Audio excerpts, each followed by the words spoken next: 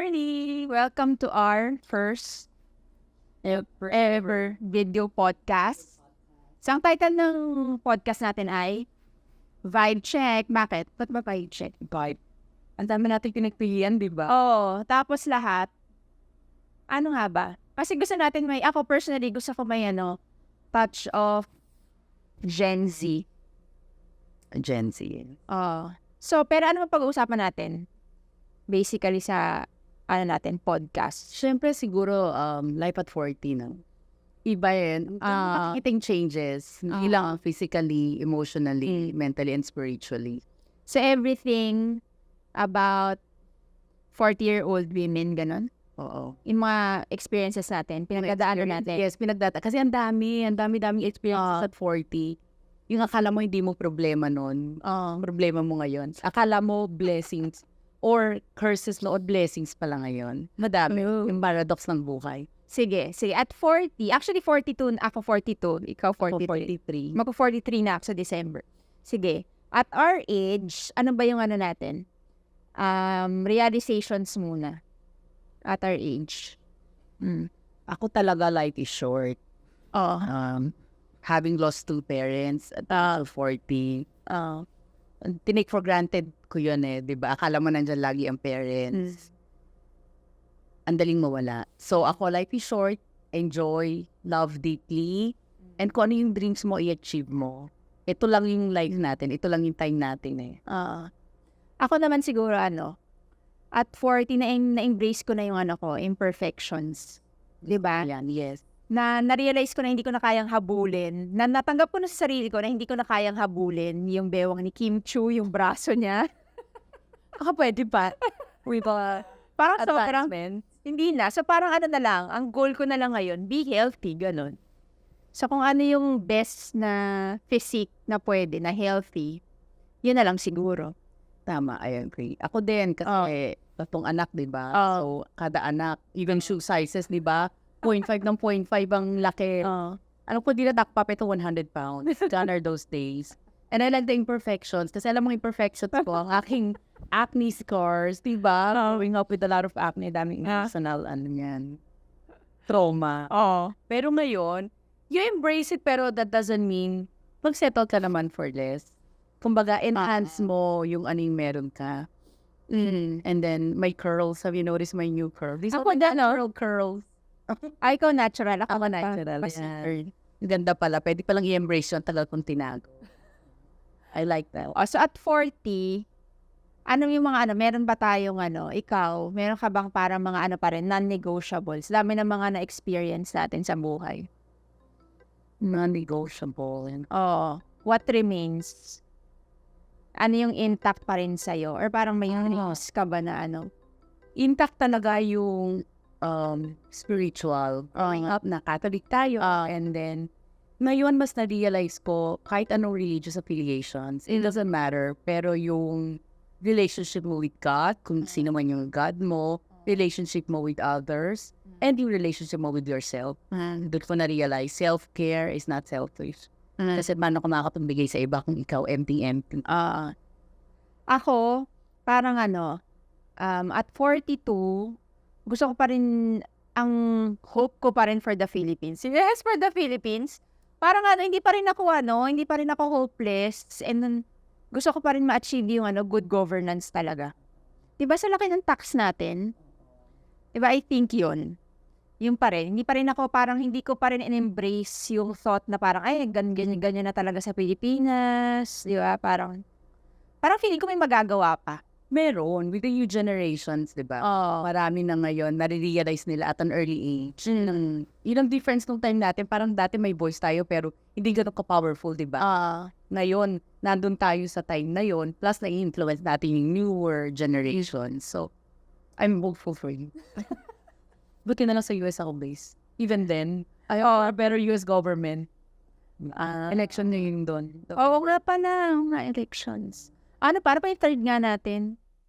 Gusto ko talaga, proud kasi ako sa'yo na at age 42 ay nag-lawyer ka. Ay, oo nga. So yun, I think, ikaw, ka na, nurse practitioner. Yay!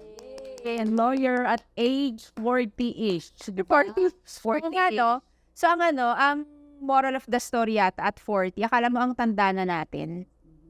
'Di ba? Bukod sa marami na talaga tayong nararamdaman. Oo, maintenance, men, some bloody clean. Oo. Pero yun, marami ka pang pwedeng ma-achieve at 40. Hindi pa siya matanda. Ang puso ko sa 40, nandun yung independence mo. Yung wala ka ng takot to fail. Kasi mas alam mo na eh. Mas calculated na yung move mo, mas alam mo na. But at the same time, okay, kahit mag-fail to, alam ko yung next step ko. Alam ko may magagawa pa akong iba. Hindi natatapos dito. Gusto ko yun. Tsaka parang pwede ka pa mag-shift. Ako, nag-career shift ako, di ba? From 20 years na media to law practice. Pwede pa pala, no? Pwede, oh. So, bata-bata pa yung 40. Bata. So, sa mga Gen Z, bata pa yon kids. Ang dami niyo pang ma-achieve. Actually, pili ko nga yung prime ng life. Oo. Diba? Pero, ang daming responsibilities. Ako, taking care of my kids. Ikaw, taking care of my parents. Yan. Nasa in-between. Nasa in-between tayo ng buhay. So, Ito pa lang yung midlife for us. oo. And this is the best. Kasi nung bata ka, may energy ka, pero wala kang resources, wala kang money, wala kang freedom. May pera na ba tayo ngayon? Ikaw lang. Well, wala. Maraming utang. Hard card lang yan. So, what will you tell your 20-year-old self? Ay, pat in the back. Kasi good naman tayo. Kahit pasaway ako in so many ways, growing up, which is normal naman. Pero yung goal natin, di ba? Right path. So, sa mga newer generation, ano ba? Gen Z? So, Gen Z tsaka Gen Alpha, Generation Alpha. Generation Alpha, whatever that is. Mga na yun, yung mga anak mo. Sila Jacob. Gen Alpha. Ang lagi ko sinasabi sa kanila, achieve your dreams, huwag mag-give up. Tsaka always give your 100% best agad. Kasi ang hirap eh. Mahirap ang i-regret mo yung hindi mo nagawa. Nasayang, sana may ibibigay pa ako eh. Sana naibigay ko pa yung best ko. Tsaka it doesn't end. Kung anong failure mo sa buhay, it doesn't end there.